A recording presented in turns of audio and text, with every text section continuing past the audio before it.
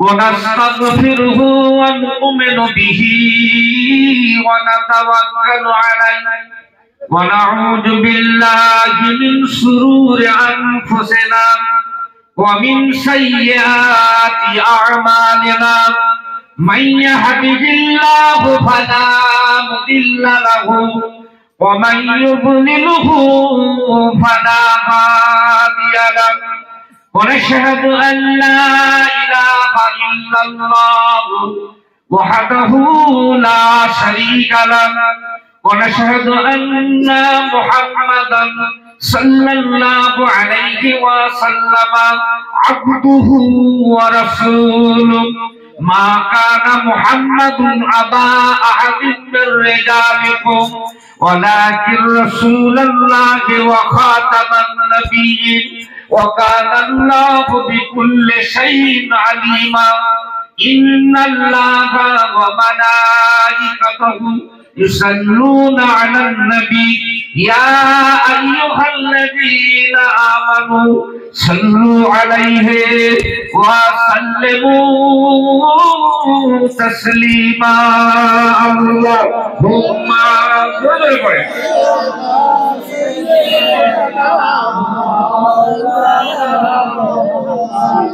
وعلى آل سيدنا পথ ভিখারি কাঙ্গাল আমি কাঁদি যারে যার কবরে হাসরে কি হবে আমার পথ ভিখারি কাঙ্গাল আমি কাঁদি যারে যার কবরে হাসরে কি হবে আমার কবরে হাসরে কি হবে আমার আল্লাহুম্মা জোরে জোরে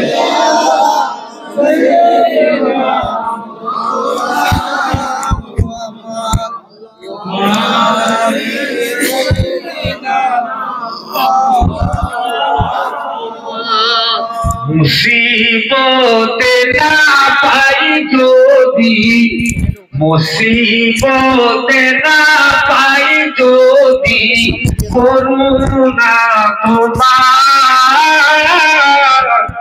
জোরে বলেন না জোরে বলেন না মুসিবতে না পাই যদি মুসিবতে না পাই যদি করুণা তোমার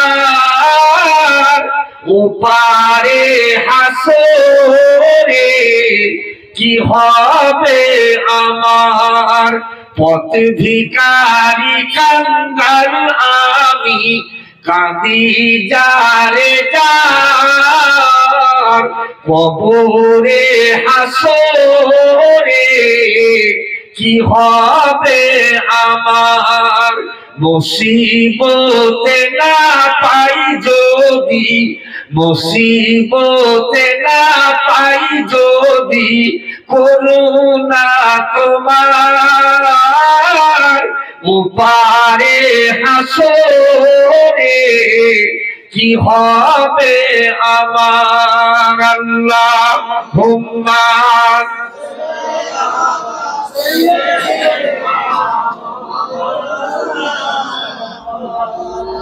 وعلى آل سيدنا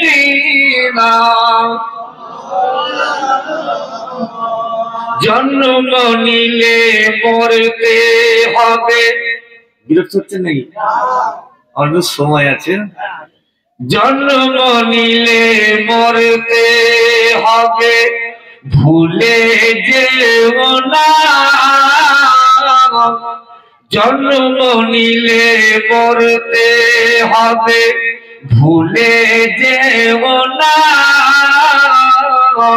মাটির বিছানা তোমার আসল ঠিকানা তুমি যখন এসেছিলে ভবে একা কেঁদেছিলে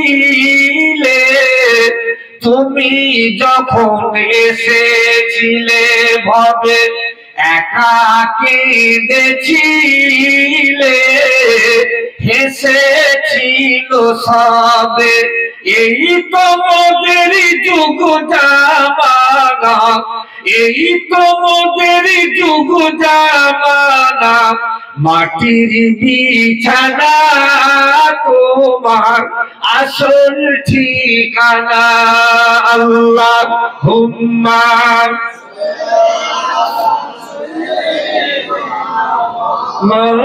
মাওলানা মুহাম্মদ ওয়া আলা আলি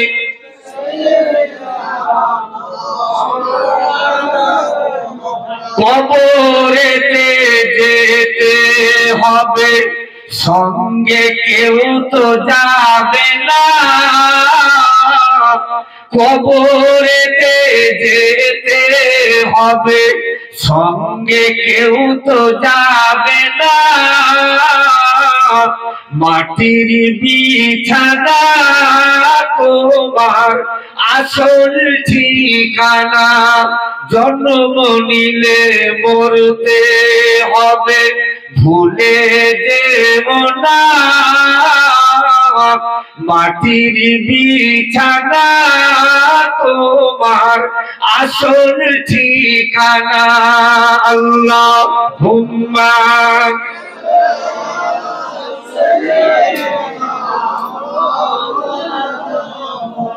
ওয়া আলা আলি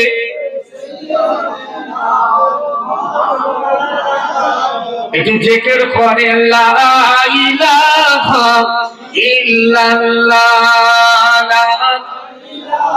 একটু তেজ দাও, একটু একটু বাড়াও।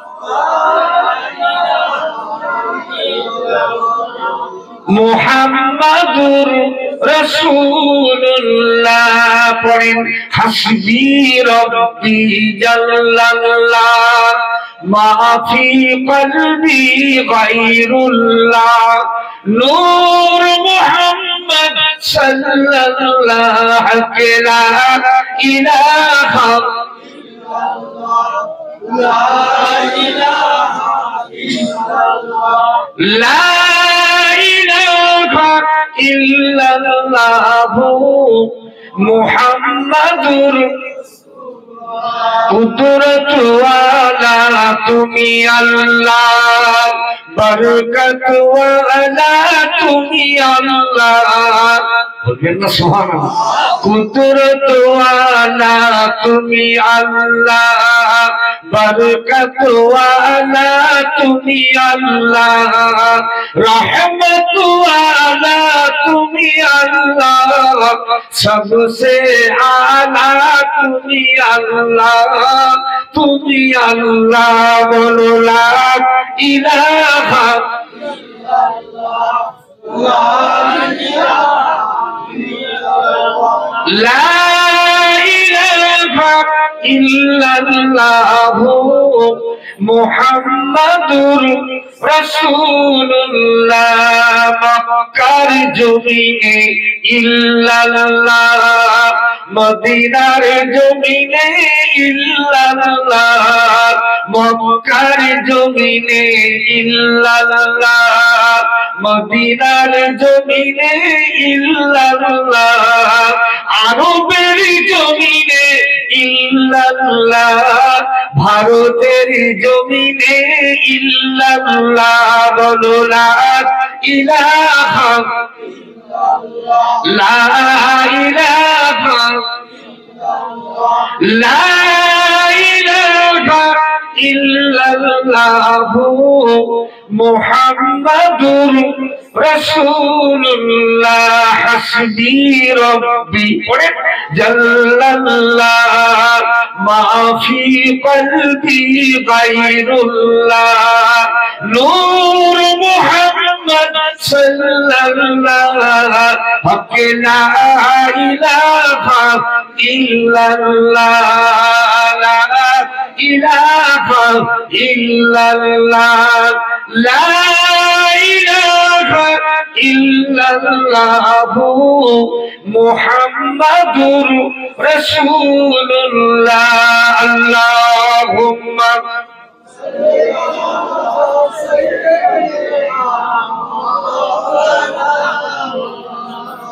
وعلى آل سيدنا مولانا محمد. قال الله تعالى عز وجل في كلامه المجيد وفي الفرقان الحميد: ما أتاكم الرسول فخذوه وما نهاكم عنه فانتهوا. القرآن. وقال الله تعالى عز وجل في كلامه المجيد وفي الفرقان الحميد: الذي خلق الموت والحياة ليبلوكم أيكم أحسن عملا. القرآن. وقال النبي صلى الله عليه وسلم: يفرحون كما تفرحون في الهدايا إلى آخر الحديث. كما قال. وقال النبي صلى الله عليه وسلم: الدنيا مجرة الآخرة. प्यारे हाज़िर मजलिस, শ্রদ্ধেয় আজকের সভার সভাপতি, শ্রদ্ধেয় এই গ্রামের মসজিদের যোগ্য ইমাম সাহেব, উলামা ইকরাম, হুফাজ ইকরাম, আমার দিনদরদ ইমানদার আল্লাহওয়ালা ভাইরা, পর্দার অন্তরালে আমার মা ও বোনেরা, দরবারে ইলাহিতে লাখো লাখো সুজুদ। আল্লাহ পাকের দরবারে অসংখ্য অসংখ্য শুকরিয়া। আরামের বিছানাকে ত্যাগ করিয়ে জান্নাতের বাগানে আমাদের হাজির করিয়েছেন। সুবহানাল্লাহ। আর কি জোরে বলেন আল্লাহ দরবারে অসংখ্য শুকরিয়া। দুনিয়ার সমস্ত ঝঞ্ঝাটকে দূরীভূত করিয়ে দিয়ে পাক মাহফিল, যে মাহফিলে আল্লাহর ফেরেশতারা নাযিল হয়, সেই মাহফিল আল্লাহ হাজির করিয়েছেন। আর কি জোরে বলেন সুবহানাল্লাহ। সেই রব্বুল ইজ্জত আল্লাহ পাকের দরবারে একটু সকলে প্রাণ উজাড় করে বলি আলহামদুলিল্লাহ। আলহামদুলিল্লাহ। আর কি জোরে বলেন আলহামদুলিল্লাহ। সমস্ত প্রশংসা কার জন্য? কার জন্য? আল্লাহর জন্য। পৃথিবীর জমিনে কেউ এমন আছে আপনাদের জানা আছে আল্লাহর প্রশংসা করে শেষ করতে পারবে এমন কেউ আছে? না কেউ আছে? চারিদিকটা লক্ষ্য করে দেখেন, আল্লাহ পাক নিয়ামত দিয়ে ভরিয়ে রেখেছেন।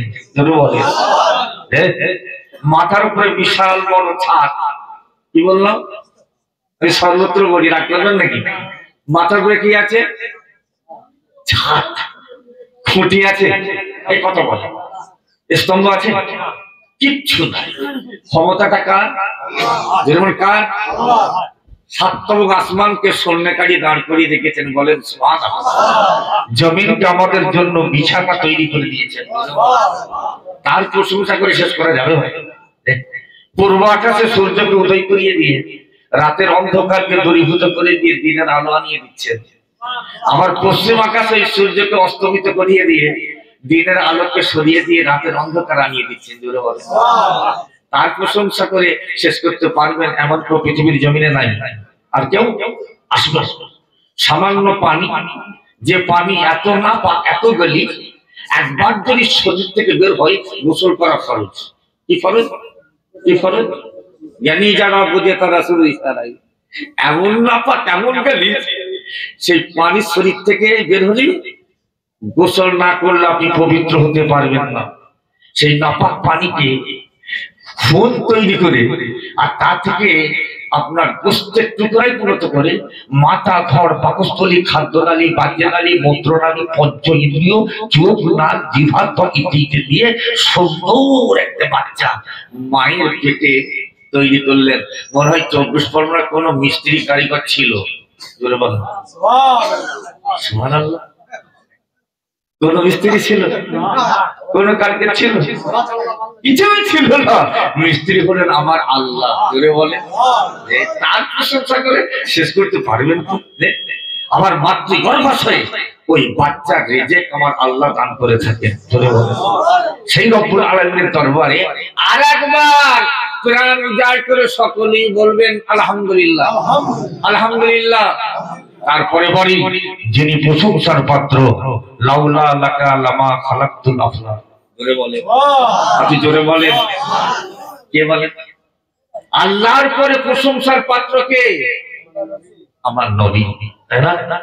মোহাম্মদ সাল্লাল্লাহু না হতা কুছ কায়নাত কিছুই হতো না। যদি বলেন না মোহাম্মদ না হতা কুছ ভি না হতা, কিছু হতো?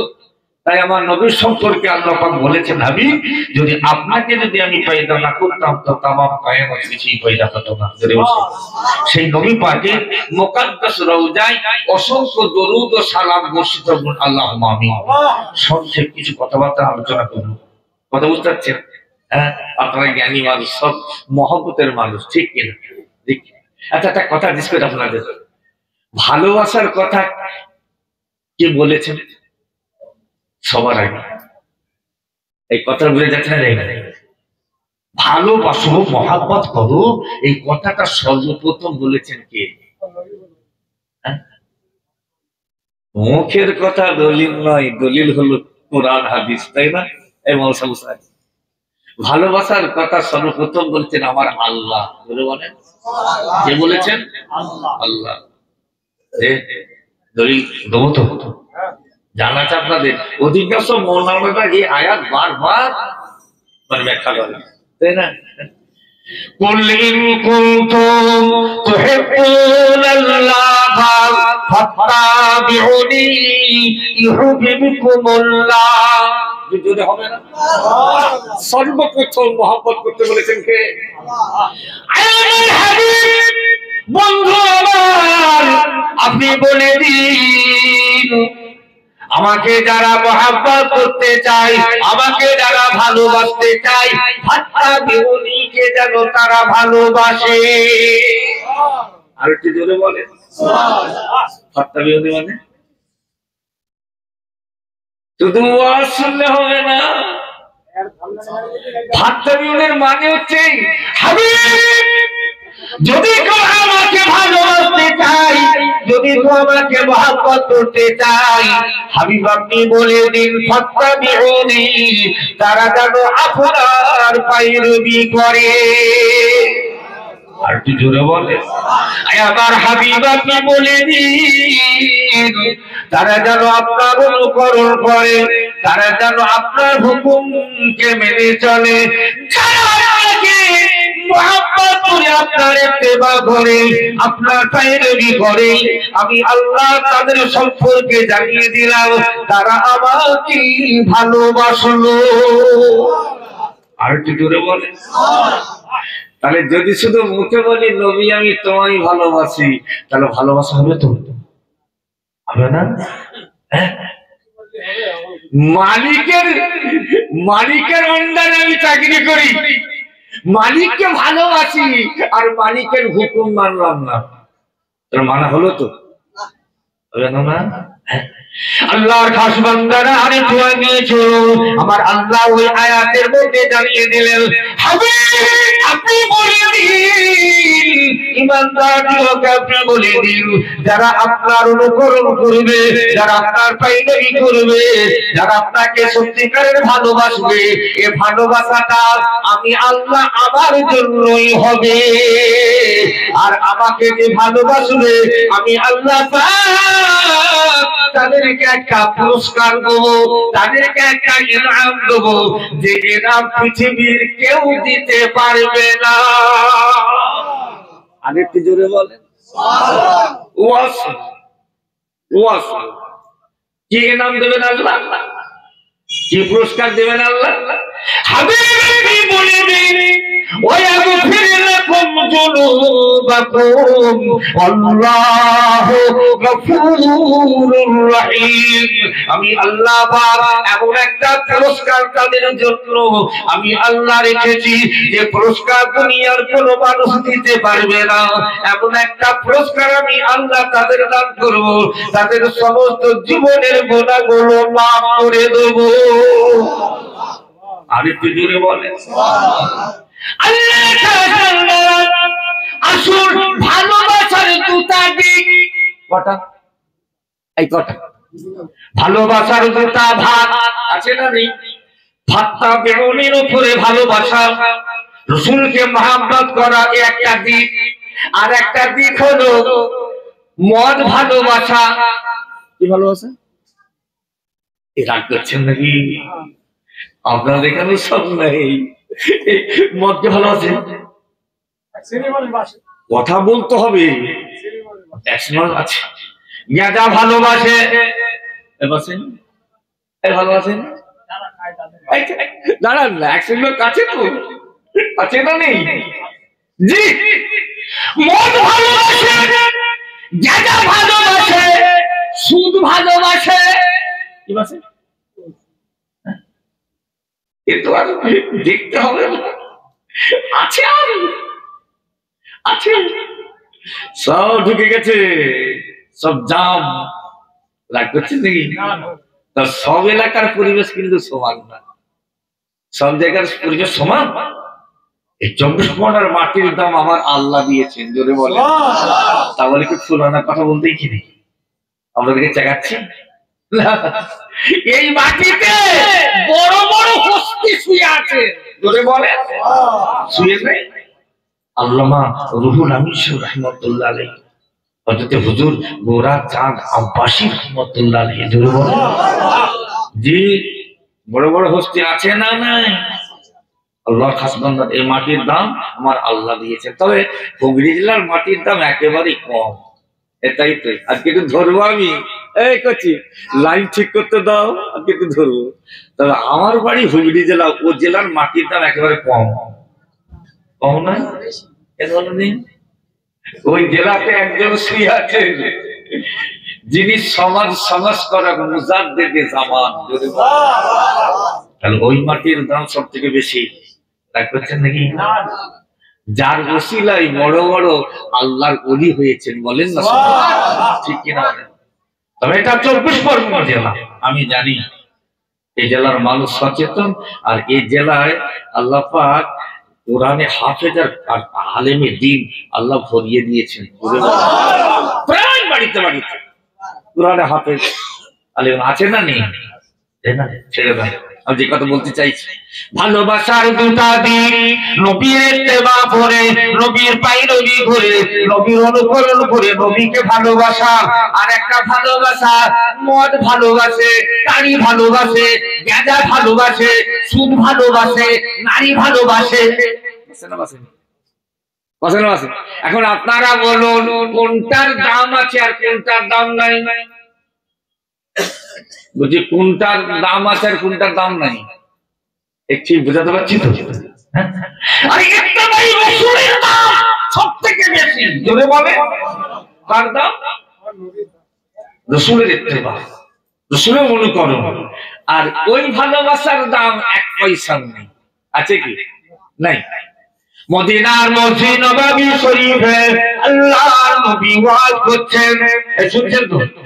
মদিনার মসজিদ নববী শরীফে আল্লাহর নবী ওয়াজ করছেন, এমন সময় একজন সাহাবা মদিনার মসজিদে এসে গেলেন, আল্লাহর নবীর মজলিসের দিকে যাচ্ছেন। নবী আবার ওয়াজ বন্ধ করে দিয়ে ওই সাহাবাকে ডাক দিলেন, বাবা সাহাবা আমার সামনে এসো। আল্লাহ নবী সাহাবা আল্লাহ নবীর সামনে হাজির হয়ে গেলেন। আল্লাহ নবী বললেন, সাহাবা তোমার গায়ে যে পোশাকটা আছে, তোমার গায়ে যে জামাটা আছে, ওই পোশাকটা পরা চলবে না, কারণ ওই যে জামার যে সুতোটা আছে রেশমি সুতো। কি সুতো? রেশম সুতো চলবে? এ মৌলানা বলো না, ওই চলবে? ওই যে ঝিলিমিলি করে না, রেশম চলবে? আমি কি বলতে চাইছি বুঝতে পারছেন? আল্লাহ নবী কি বললেন, যে ওই পোশাকটা বর্জন করো, ওই পোশাকটা আমাদের পোশাক নয়। এই কথা শুনে আল্লাহ নবী সাহাবা মদিনার মসজিদ থেকে বাইরে বেরিয়ে গেলেন। আগাম পরিষ্কার কিতাবে লেখা আছে, ওনার শরীর থেকে জামাটা খুলে দূরে ছুঁড়ে ফেলে দিয়েছিলেন। ইত্তেবা রাসূল, এই রাসূলের ইত্তেবা, রাসূলের অনুকরণ, রাসূলের পায়রবি করে রাসূলকে ভালোবাসা, এর দাম আছে, আছে না? এর দাম আছে। ও ভাইরা, আরেকজন সাহাবা আল্লাহর নবীর মজলিসেতে হাজির হলেন। আল্লাহ নবী কথা বলছেন, সাহাবাও আমার নবীর সঙ্গে কথা বলছেন। পরিষ্কার কিতাবে এসেছে সাহাবার আওয়াজটা আমার রাসূলুল্লাহ আওয়াজের থেকে বেশি হয়ে যাচ্ছে, সাহাবার ভয়েসটা আমার রাসূলুল্লাহর ভয়েস থেকে বেড়ে যাচ্ছে। আমার আল্লাহ পাক জিবরিল আমিনকে পাঠিয়ে দিলেন, ওহী নাযিল করে দিলেন।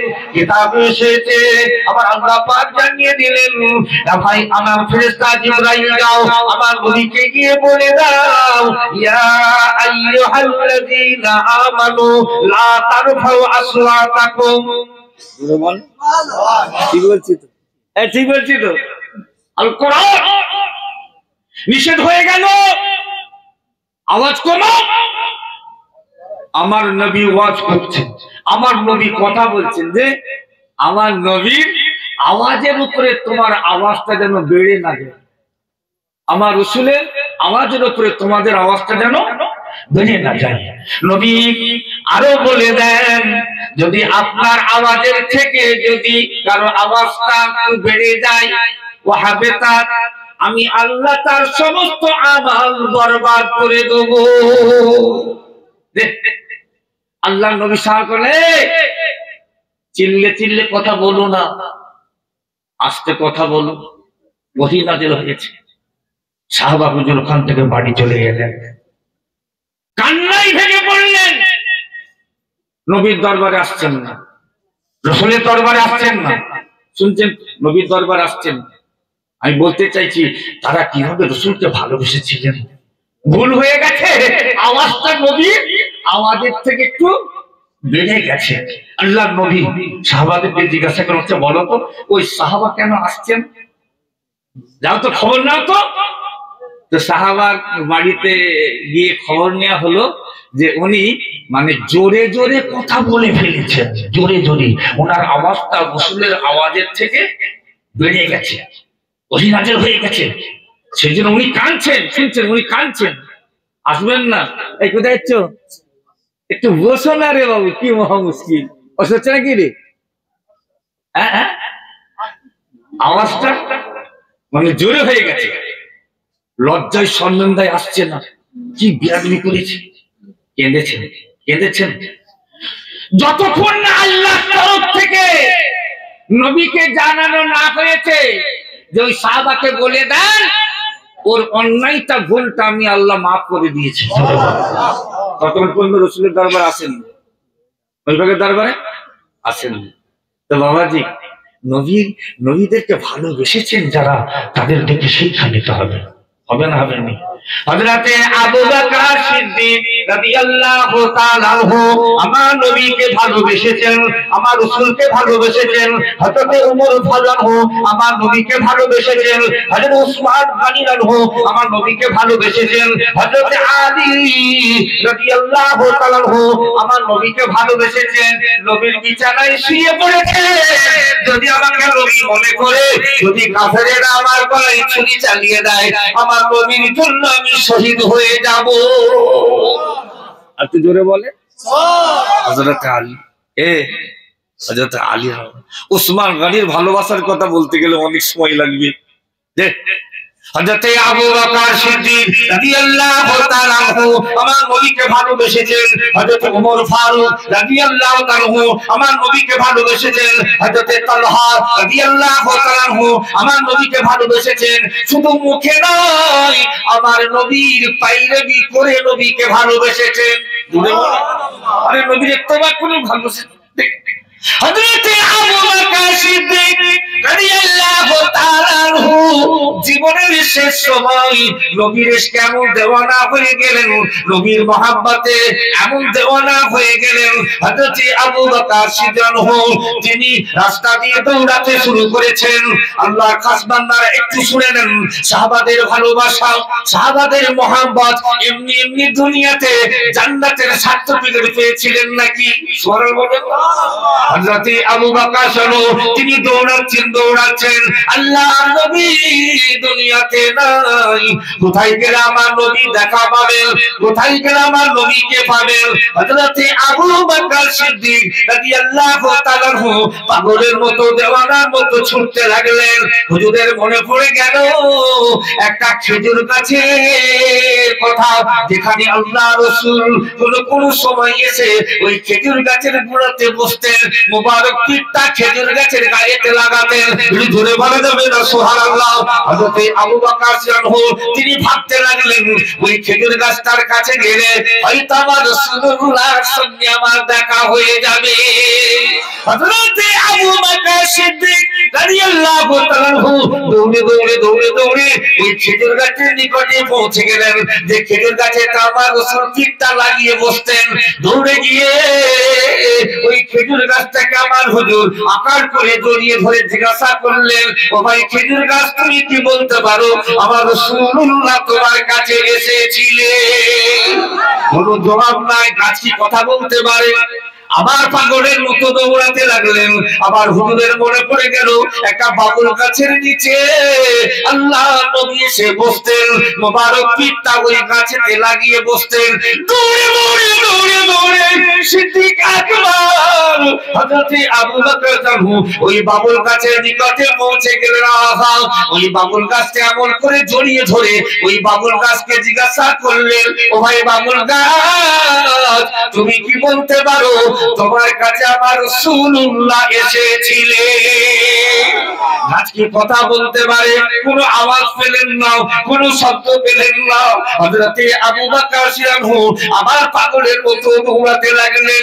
কোথায় গেলে নবী আমি তোমায় দেখতে পাবো? কোথায় গেলে রাসূল আমি তোমায় পাবো? দৌড়াতে লাগলেন। হুজুর আমার মনে পড়ে গিয়েছে মদিনার গলি দিয়ে আমার রাসূলুল্লাহ যাতায়াত করতেন। যে গলি দিয়ে আল্লাহ নবী যাতায়াত করতেন সেই দিকে হুজুর পাগলের মতো দৌড়াচ্ছেন। হযরত আবু বকর সিদ্দিক ওই গলিতে গিয়ে পৌঁছে গেলেন। আবার হুজুরের ভয় হচ্ছে, এই রাস্তা দিয়ে আমার দয়ার নবী হামেশা যাতায়াত করেছেন, আমার নবী পাকের কদমের দাগে আমি আবু বকর আমার কদম যেন পড়ে না যায়। আরে তুই জোরে বলবেন না, আরে তুই জোরে বলবেন না। সিদ্দিক আকবর পাগলের মতো দৌড়াচ্ছেন। নবীর ইশকে দেওয়ানা, নবীর মহব্বতের পাগল সাহাবা। এইভাবে হুজুরের দিন কাটে রাত কাটে। ভাইরা আমার দেখা যায় একদিন হযরত আবু বকর সিদ্দিক রাদিয়াল্লাহু তিনি পর্দা নিলেন, ইন্তেকাল হয়ে গেলেন, দুনিয়া থেকে বিদায় হয়ে চলে গেলেন। নবী সাহাবায়ে কেরামেরা হযরত আবু বকর সিদ্দিক রাদিয়াল্লাহুকে কবরস্থ করার জন্য জান্নাতুল বাকিয়াতে কবর খুঁড়তে লাগলেন। এদিকে হযরত আবু বকর সিদ্দিক মুবারক লাশখানা আল্লাহর নবী সাহাবারা গোসল দিতে শুরু করে দিয়েছেন। আমার হুজুরের মুবারক লাশ আল্লাহর নবী সাহাবারা গোসল দিতে লেগেছেন। হঠাৎ দেখা যায় আম্মা জান মা আয়েশা সিদ্দিকা রাদিয়াল্লাহু তাআলা আনহা পর্দার আড়াল থেকে আল্লাহর নবী সাহাবাদেরকে জিজ্ঞাসা করলেন, ও নবী সাহাবারা, ও নবী সাহাবারা, তোমরা আমার আব্বা জানকে গোসল দিতেছো, আমার আব্বা জানকে কোথায় কবরস্থ করবে বলো? আমার আব্বা আবু বকরকে কোথায় দাফন করবে বলো?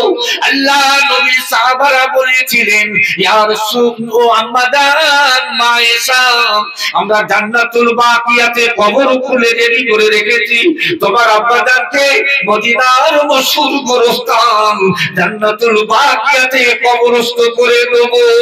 উম্মাহাতুল মুমিনিন আম্মা জান হযরত মা আয়েশা সিদ্দিকা রাদিয়াল্লাহু তাআলা আনহা বলেছিলেন, এই নবী সাহাবারা এত তাড়াতাড়ি নবীর কথাটা ভুলে গিয়েছে, এত তাড়াতাড়ি আল্লাহ নবীর কথাটা আপনারা ভুলে গিয়েছেন।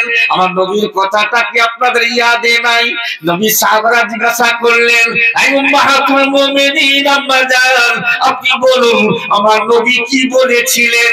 উম্মাহাতুল মুমিনিন মা আয়েশা সিদ্দিকা রাদিয়াল্লাহু তাআলা আনহা বলেছিলেন, ও নবী সাহাবারা শুনে নেন, আমার নবী কি বলেছিলেন জানেন?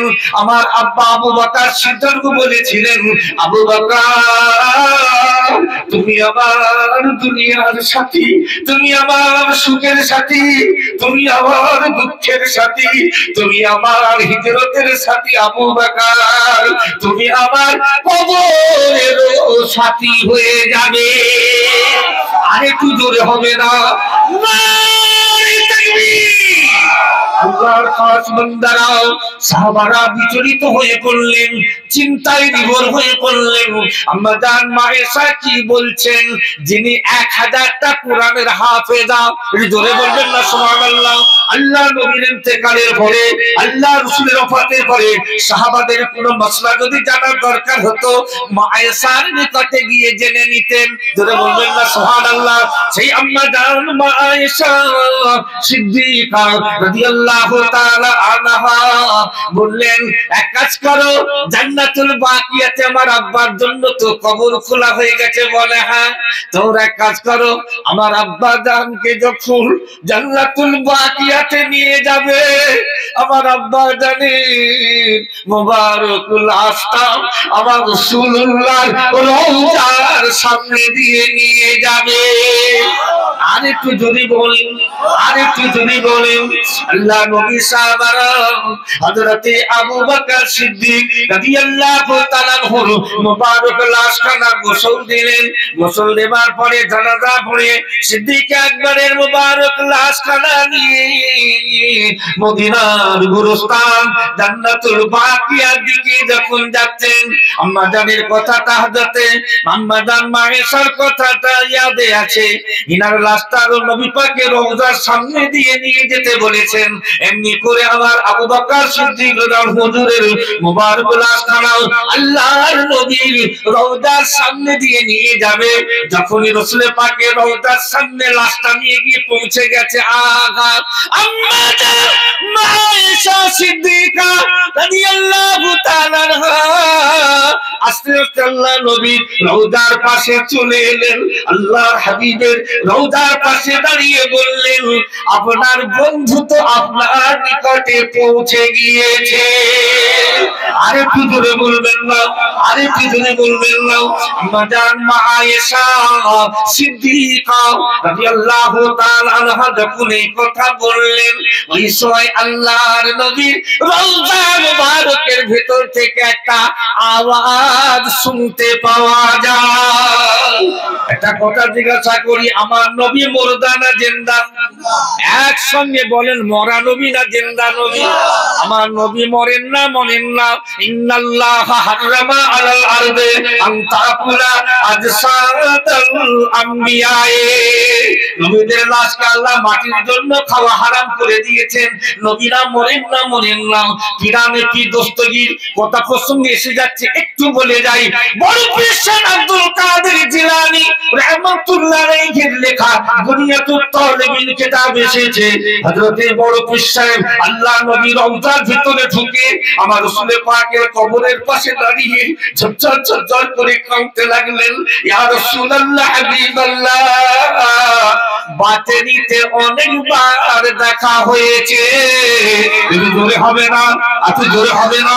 ইয়া রাসূলুল্লাহ হাবিবাল্লাহ, আজকে আমি আব্দুল কাদের জিলানী চর্ম চোখে আপনাকে দেখতে চান। হুজুর আপনি জিন্দা নবী, আপনি হায়াতুন নবী, আপনি আমাকে জিন্দা অবস্থায় দেখা দিন। যতক্ষণ না দেখা না দেবেন আমি আব্দুল কাদের জিলানী রহমাতুল্লাহ আপনার রওজা ছেড়ে যাব না। কিতাবে লেখা আছে, হযরতে বড় পীর সাহেব যখন আল্লাহ নবীর কবরের পাশে দাঁড়িয়ে কাঁদছেন, আল্লাহর খাস বান্দারা একটু শুনে নেন, আমার নবী দেখা দিচ্ছেন না, আমার নবীর চেহারা মুবারক আর দেখা হচ্ছে না।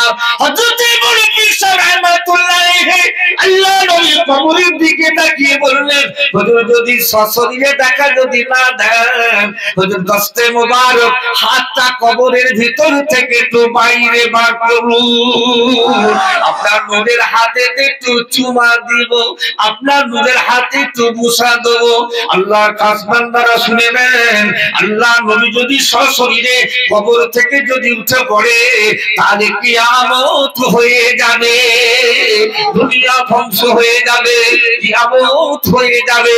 না আল্লাহ নবী কবরের ভিতর থেকে নূরের হাতখানা বের করে দিলে হযরতে কিরানে কি দস্তগীর হযরতে বড় পীর সাহেব রহমাতুল্লাহ আলাইহি ভাইরা আমার বুনিয়াতুল তালিবির কিতাবে লেখা আছে আল্লাহ নবী নূরের হাতেতে চুমা দিয়েছিলেন। আপনারা বলুন আমার নবী মরা নবী না জিন্দা নবী? আমার নবী মুর্দা নবী না হায়াতুন নবী? আরেকটা উদাহরণ দিয়ে যাই, সৈয়দ আহমদ রেফাই রহমাতুল্লাহ আলাইহি নবী পাকের রওজার ভিতরে দাঁড়িয়ে ওই ভাগীকে ডেকে বলেছিলেন, যদি জিন্দা নবী হন, যদি হায়াতুন নবী হন, তাহলে মোবারক হাতটা কবর থেকে বের করে দিন। সঙ্গে সঙ্গে আল্লাহ নবীর কবরের ভিতর থেকে নূরের হাতখানা আমার রাসূল বের করে দিলেন। সৈয়দ আহমদ রেফাই রহমাতুল্লাহ আলাইহি আমার রাসূলুল্লাহ সাল্লাল্লাহু মোবারক নূরের হাতেতে চুমা দিয়েছিলেন। আল্লাহর খাস বান্দারাও আমার নবী হায়াতুন নবী, আমার নবী জিন্দা নবী মদিনার মাজারে শুয়ে আছেন। কিয়ামতের ময়দানে বিচার করে আমার নবীকে সাহাবারা দেখবেন, নবীর শরীরে যে পোশাকটা আছে ওই পোশাকটা কাদা লেগে আছে, ওই পোশাকটা ভিজা। নবী সাহাবারা জিজ্ঞাসা করলেন, ইয়া রাসূলুল্লাহ আপনার শরীরের লেবাসটা এমন কাদা কিছু না কেন? আল্লাহ নবী বললেন, সাহাবীরা তোমরা জেনে রেখে দাও, আমি রাসূলুল্লাহ মদিনার জমিনে শুয়ে শুয়ে আমার উম্মতের দিকে আমি তাকিয়ে থাকতাম। যখন আমার উম্মতেরা পাপ কাজ করত, যখন আমার উম্মতেরা কোনো গুনার কাজ করত, আমি রাসূলুল্লাহ কবরে আল্লাহর কাছে হাত তুলে উম্মতদের নাজাতের জন্য কাঁদতাম। আল্লাহর খাস বান্দারা রেখে দিন, আমার নবী মরা নবী নয়, আমার নবী জিন্দা নবী। হযরতে আবু বকর সিদ্দিক রাদিয়াল্লাহু তাআলার মুবারক লাশখানা মনে আছে, যখন সাহাবারা আমার নবী পাকের রওজার সামনে নিয়ে গিয়ে হাজির হলেন, পরিষ্কার আল্লাহ নবীর রওজার ভেতর থেকে একটা আওয়াজ ভেসে আসতে লাগলো, উদখুলুল হাবিবা ইলাল হাবিব। আর একটু জোরে হবে না? আর একটু জোরে হবে না? নারে তাকবীর! পরিষ্কার আল্লাহ নবীর রওজার ভিতর থেকে আওয়াজ ভেসে আসছে, উদখুলুল হাবিবা ইলাল হাবিব, হাবিব তো হাবিব সে মিলা দো। জোরে বল, আর একটু জোরে বলে। সাহাবায়ে কেরাম বলেরা এই আওয়াজটা শুনে বিচলিত হয়ে পড়লেন, কি ব্যাপার? আমার নবীর রওজার ভিতর থেকে এইরকম আওয়াজ আসছে, সাহাবারা রওজার দিকে তাকিয়ে আছেন। এমন সময় দেখা যায় আমার নবী পাকের রওজা মুবারকের দরজার পাল্লাখানা খুলে গিয়েছে। আল্লাহর হাবিবের রওজা মুবারকের দরজার পাল্লাখানা খুলে গিয়েছে। একজন সাহাবা দৌড়াচ্ছেন, দৌড়ে দৌড়ে দৌড়ে দৌড়ে আল্লাহর নবীর রওজার সামনে দাঁড়িয়ে, রওজার দরজার সামনে দাঁড়িয়ে ভেতর দিকটা তাকাচ্ছেন, আল্লাহ নবীর কবরের দিকটা তাকিয়ে দেখছেন। আমার রাসূলের কবরের পাশেতে আল্লাহর রহমতের ফেরেশতারা কবর খুলে রেখে দিয়েছে। আর একটু জোরে বলবেন না? নারে তাকবীর! সিলসিলায়ে হক ফুরফুরা শই, সিলসিলায়ে হক মুজাদ্দিদে জামান, মহান ইসালে সালাম, উলামা ইকরামগণ, হাজী হুজ্জাজ ইকরামগণ, শ্রোতা মণ্ডলী, নারে তাকবীর! আল্লাহর হাবিবের কবরের পাশেতে আল্লাহর ফেরেশতারা হযরতে আবু বকর সিদ্দিকের জন্য কবর খুলে রেডি করে রেখেছেন। জোরে বলেন।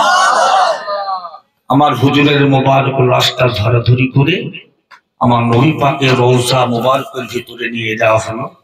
আল্লাহর নবীকে, আল্লাহর নবী শুয়ে আছে রওজার ভিতরে, আমার রাসূল পাকের রওজার ভিতরে কবরের পাশেতে ফেরেশতাদের খোলা কবর জি, শুনছেন তো? এত বড় কপাল